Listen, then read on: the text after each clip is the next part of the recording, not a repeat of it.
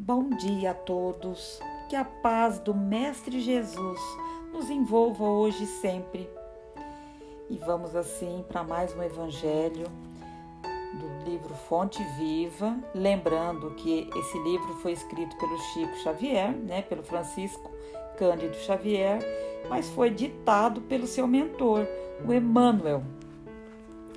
E o capítulo é o 42 e diz assim: por um pouco.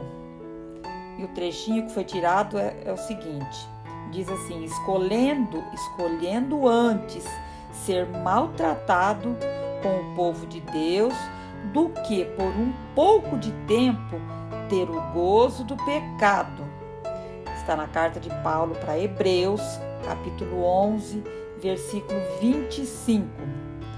Nesta passagem, refere-se Paulo à atitude de Moisés, que se absteve, desistiu, deixando de gozar por um pouco de tempo das suntuosidades da casa do faraó, a fim de consagrar-se à libertação dos companheiros cativos, criando então uma imagem sublime para definir a posição do Espírito encarnado na terra.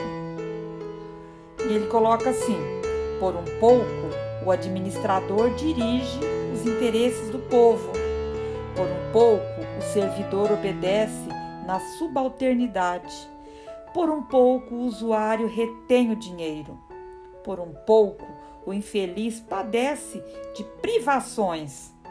Ah, se o homem reparasse a brevidade dos dias de que dispõe na terra, se ele visse a escassez dos recursos com que pode contar no vaso de carne em que ele se movimenta, certamente semelhante percepção diante da eternidade dar-lhe-ia novo conceito da bendita oportunidade, preciosa e rápida, que lhe foi concedida no mundo.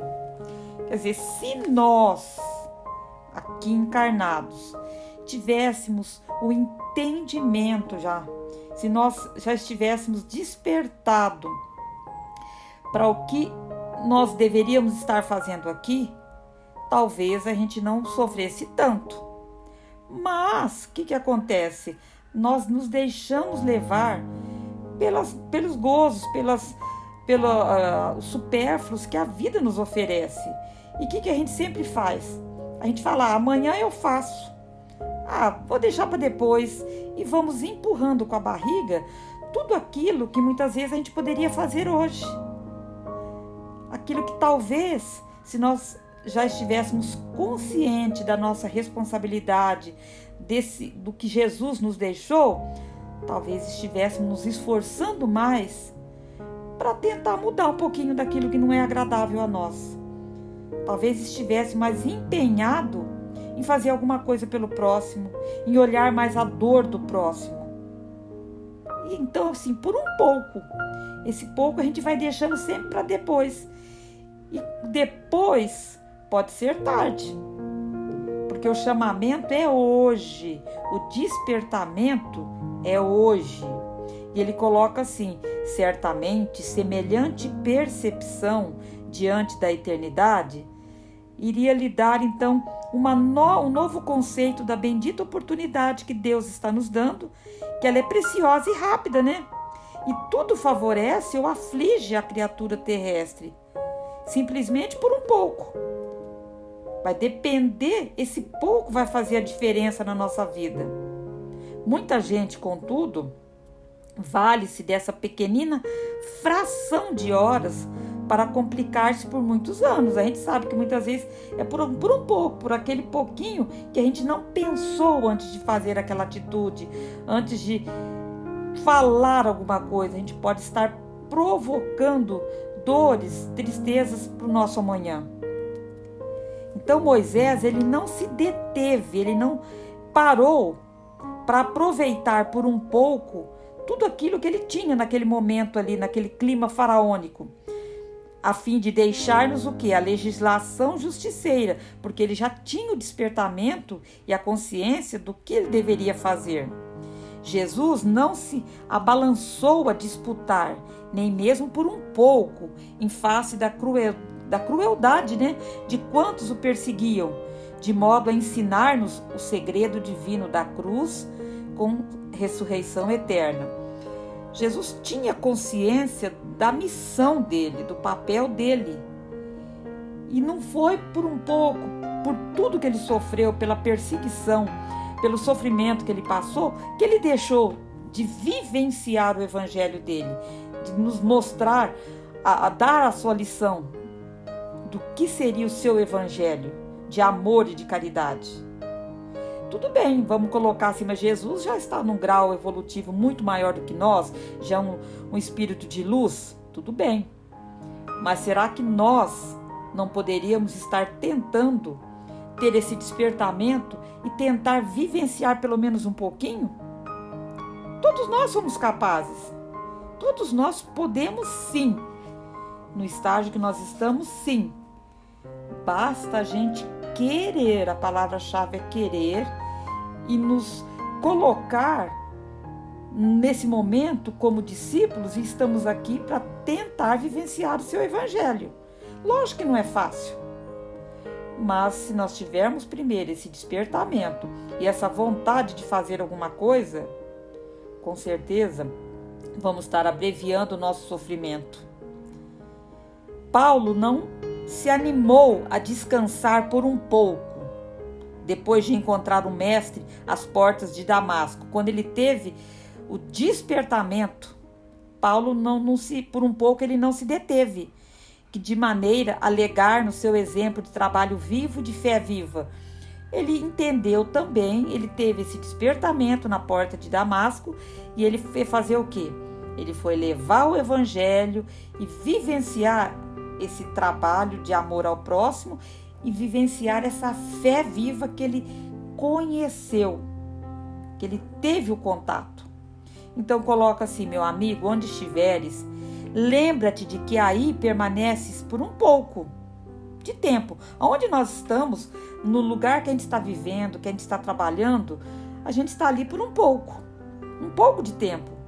Então ele nos chama, modera-te na alegria e conforta-te na tristeza. Então, sempre entendendo que hoje pode estar difícil, amanhã é um novo dia. Então não fique na lamentação, na reclamação, na tristeza, querendo assim, na injustiça e na revolta. E nos momentos de alegria, passa isso para o teu próximo. Espalhe essa alegria, de repente esse conhecimento, essa fé que você tem dentro de você para quem está ao seu redor. Sempre trabalhando na extensão do bem, tentando fazer alguma coisa pelo próximo, porque é na demonstração do pouco que caminharás para o muito, de felicidade ou de sofrimento. Então vai depender desse pouco que você está tendo hoje, que nós estamos tendo hoje, para a gente colher ou alegria ou tristeza. Que nós estejamos abertos a essa luz, a esse entendimento que Jesus nos deixou. Seu evangelho está aí para quem quiser seguir, para quem quiser aprender. Sempre lembrando da justiça de Deus, da misericórdia do Pai. Que Deus não vai nos desamparar, mas que nós estejamos abertos ao seu evangelho, ao seu amor, aos seus ensinamentos. Tem uma historinha do livro Pérolas Literárias que diz assim: gesto salvador. Cito hoje um caso simples, mas não banal, tá? Ele coloca assim, que foi relatado como verídico, como verdadeiro. Isto passou-se no porto e começou na plataforma de um carro elétrico. Hora de movimento, de aperto, um passageiro sente que mão ágil, quer dizer, rápida, né? Lhe retira a carteira do bolso. Salta um rapaz novo do carro em andamento. Começou a andar, né? O carro. Imediatamente em seguida, o roubado, que segura o que tinha enfiado a mão no bolso dele, o segura por um braço, pega no braço dele. A cena foi muito rápida, rapidíssima, mal pressentida, né, pelos circunstantes. Quer dizer, muita gente nem percebeu o que estava acontecendo. O elétrico segue sempre subindo os clérigos na sua marcha lenta, devagarzinho, né? Os dois olham-se, um sem rancor, o outro meio confuso e enraivecido. Aí ele diz assim: podia mandá-lo prender, o que foi surrupiado, né? Mas não o farei, nem sequer lhe exijo a devolução da carteira. Mas, não há mas, peço-lhe que me entregue o bilhete de identidade e um retrato que ela contém. É da minha mãe. Aí o que enfiou a mão, o larápio, né, o ladrão, disse assim: o senhor está enganado, eu não roubei. Aí o que foi roubado diz: repito-lhe, fique com a carteira, fique com o dinheiro, só me dê o retrato. Diante do olhar sereno, compassivo, destituído de desprezo, o carteirista tira a carteira do bolso, o ladrão, né, tira a carteira do bolso e entrega ao seu dono. Este retira, né, ele pega o que pretende, sem tocar numa nota, entrega ao ratoeiro atônico. Então, o que tinha sido roubado, ele só tirou o que ele queria. Ele tirou a foto e entregou o restante pro ladrão, que estava atônito, né, sem entender o que estava acontecendo. E ele disse: pegue, permita Deus que o dinheiro que aí se encontra sirva a você como de um início de uma vida nova. E disse adeus para o ladrão. Passados dias, o que tinha sido roubado, recebia em casa a sua carteira intacta, com todos os valores, que não eram poucos. Junto um bilhete com uma simples palavra: obrigado. Foi a sua vez, aí ele que ficou, né, assim, sem entender. 3 anos depois, na mesma cidade, numa camisaria do centro, entra um cliente, aí o tempo passou, né? 3 anos depois, entra um cliente que é atendido solicitamente por um empregado de boa aparência e bem trajado. Então entrou um cliente que rapidamente ele foi atendido por um empregado. Escolhe o que deseja, pede para embrulhar, paga, cumprimenta e sai. Mal ele acabara de abandonar o estabelecimento, mal ele saiu da loja, ele se volta porque alguém o segue apressado e lhe dirige a palavra. É o empregado que acabara de atendê-lo, de servi-lo. Senhor, não se recorda de mim? O atendente disse: sou aquele a quem um dia você poupou a vergonha e a desgraça de uma prisão, a quem entregou a sua carteira pedindo apenas o retrato de sua mãe. Eu perdera a minha mãe há pouco, disse ele tristemente. A única pessoa que até hoje me dedicou verdadeiro amor. No momento em que me senti perseguido, intentei fugir, mas fiquei pregado ao solo e ouvi, juro que ouvi, a voz da minha mãe: para, emenda-te, meu filho querido. Seja honesto e desde então, graças ao seu auxílio moral, creia, eu o tenho sido. Não queira saber o que passei, mas hoje vivo limpamente do meu trabalho. Não esquecerei jamais o que fiquei devendo ao seu gesto, a um desconhecido, ao seu gesto fraterno. Aí ele, muito alegre, né, o que tinha sido roubado, disse, o cliente apertando-lhe a mão com vigor e com sincera satisfação: seja feliz e nunca esqueça o amor de sua mãe. A gente a princípio pensa, jamais quem vai fazer isso do jeito que a coisa está, né? Como é que nós vamos estar nos colocando isso? E os ladrões não estão nem aí. Mas se nós pensarmos assim, e se de alguma maneira nós não tentarmos fazer a diferença, começar por nós não vamos ter mundo melhor, não vamos ter, né, existir pessoas boas. Então, tá aí o chamamento. Por um pouco a gente pode fazer a diferença na vida do outro. Que nós sejamos esse canal, que nós sejamos esse movimento de mais amor, mais justiça e mais solidariedade na vida do próximo. Por um pouco, podemos fazer a diferença.